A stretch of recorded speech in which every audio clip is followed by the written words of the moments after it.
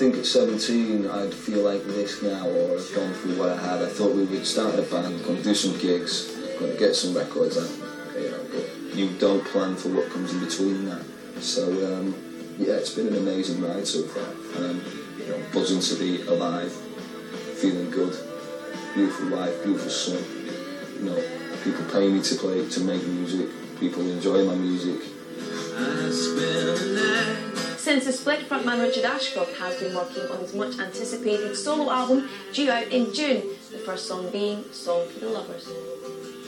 What's the song actually about? I mean, it was written, it was written a while ago now, so... Yeah, I mean, it was inspired by my own love affair with Kate, and it's kind of about the fear and the general excitement and anxiety and all those things that you experience when you're about to jump into a love affair.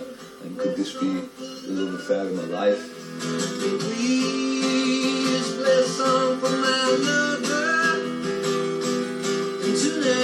wanted the video, like Bittersweet, kind of had a life of its own. And I think with this one, it's definitely achieved that. It's got its own life. And, we had a great time making the video. It's one thing about being on your own, it's that you don't have to worry about anyone else. It's just me, Yeah. So it's really cool.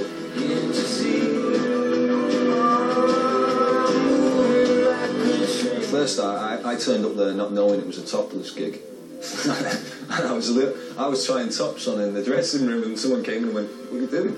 I was like, "I'm just saying if this is the right top for the video," and they were like, no tops in this one. Did you find it lonely at all doing this album? It wasn't time to feel lonely. I had Kate with me. Obviously Kate was pregnant all the way through that, so there was like I said before, there's so much going on in my own head and my own life. There's not enough time to feel lonely doing this record. Yeah, you could say, well, there are times when you wanted a reaction from people, but people's reactions don't change my decisions anyway.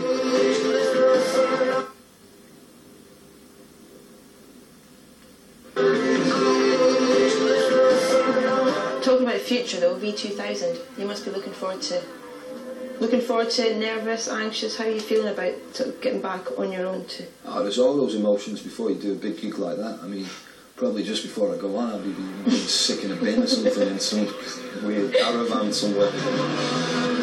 Limitations, there are only a handful of main players in every generation. Nice to see you. It's nice to see you, mate. Congratulations, Big Daddy. Thank you very much. You and your lovely wife Kate are now the proud parents of a bouncing baby boy called Sonny. That's right, man. Were you on the gas? I was on the gas all day, man. It's good, the first hit's fine, but after that it kind of wears off. I don't know what it's like going through the pain at the same time, so yeah, gas, pethidine. I would have had an epidural if they'd offered me one of those as well. No. Spooky timing, because I mean you're about to give birth to a different kind of child, I suppose. Yeah. In your debut solo record, one that obviously it's taken you longer to conceive the album than it did to conceive. It was a race, yeah. It was a race to see which could happen, finish, come out first. Has it changed your outlook on the new record at all? In the process of recording it, if Sonny had arrived as I was recording, I think it changed my desire and hunger in the recording process, but perhaps the kind of narcissistic, self-indulgent concerns of people's reactions to the finished article, the finished piece of work, I can imagine and I can feel already that is kind of changing. It kind of relaxes you in a way, because, there isn't as much time for self-indulgence as there was only 10 days ago now. I can already feel that, which is a beautiful feeling. I mean, that's part of it, to suddenly feel that you've been part of something that truly is worthwhile. It's really hard for me to talk specifically about the songs, obviously, because at this point, while we're doing this, the album's not out. Yeah. And I would never try and cage in the tunes in a flurry of words, I'll leave that for the weeklies. But I will say this, no small talk, as far as I'm concerned. You got straight to the point with your music. Big, epic, beautiful beyond words. Have I missed anything out? Any words? No, that's fine, man. That'll do. Yeah, go on. I mean, with the songs, I think the songs I wrote on Urban Hymns, I think earlier on in the band's life, I was far more an instrument within the music, and I think confidence grows and songwriting ability grows, and then you feel like, no, I can push myself further ahead in the mix, and not only that, the words can have a far more personal and universal feel, and that's something that grew on Urban Hymns, and for this one, it seems that's what I do now. And that's what I do best, and you know. I think that's what I'll continue to do. For those 3 or 4 people who've been living in complete isolation their entire lives, a 10-second brief history, you know, you formed it in 1990, you know, 1993, A Storm in Heaven, 1994, you know, Northern Soul. Yeah. You know, you went, you toured America, did Lollapalooza, lost the plot, broke the band up, reformed the band, 97 urban hymns, 7 million records, called it a day. Have I missed anything out?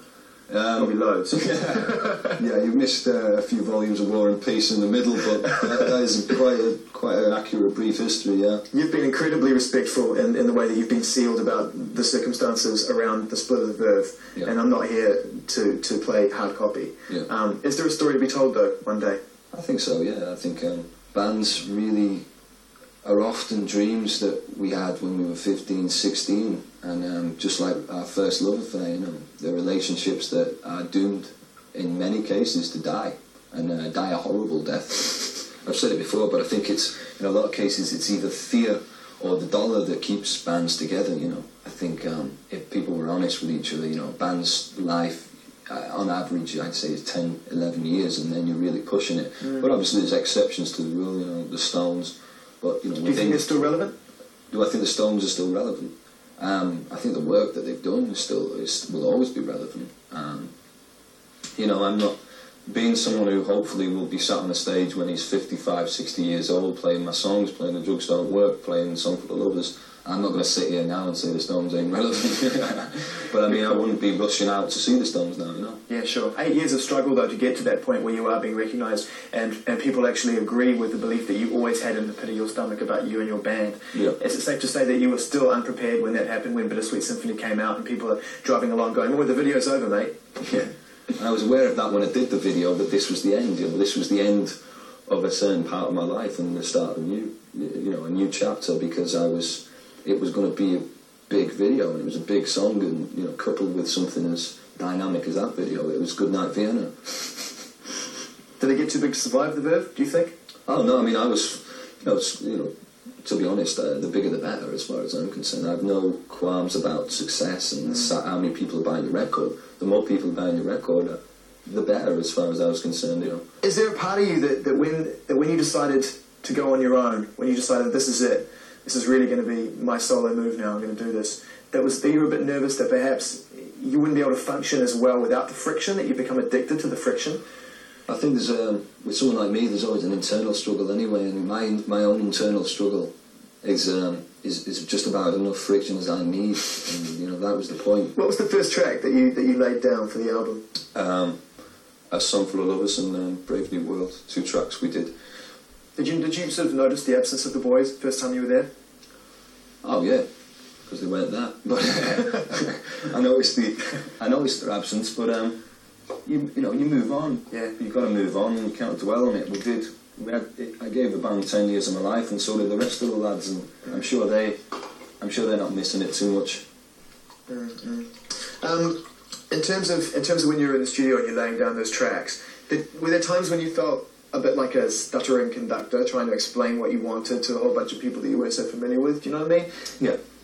The strange thing happened in the studio where they seem to be infused by my spirit somehow, and it's a strange process, and that goes down to the string players, to the singers, who would all on this record come back into the library room and listen to what they'd done, whereas the early stages of Urban Hymns, the string players would play, read the paper, that's it, finished, and they'd piss off home and wouldn't, you know. But now, because of Urban Hymns, this kind of, right, this guy's on something here, perhaps we should go in and have a listen, see what we were actually working on here.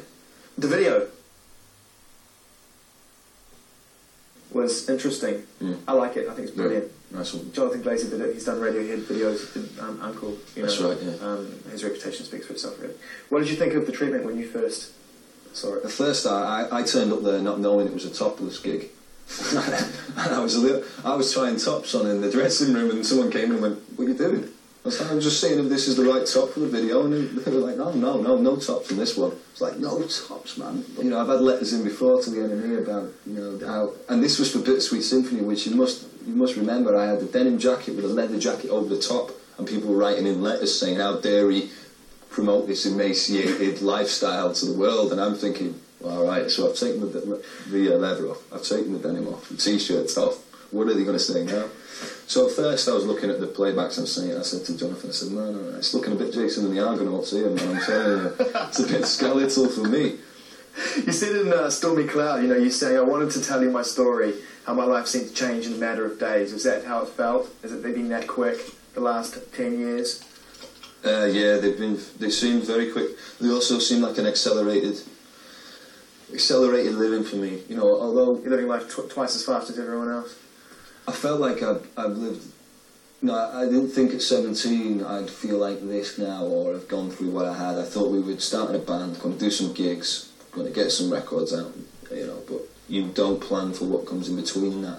So yeah, it's been an amazing ride so far, and I'm, you know, buzzing to be alive, feeling good, beautiful wife, beautiful son. You know, people pay me to make music. People enjoy my music.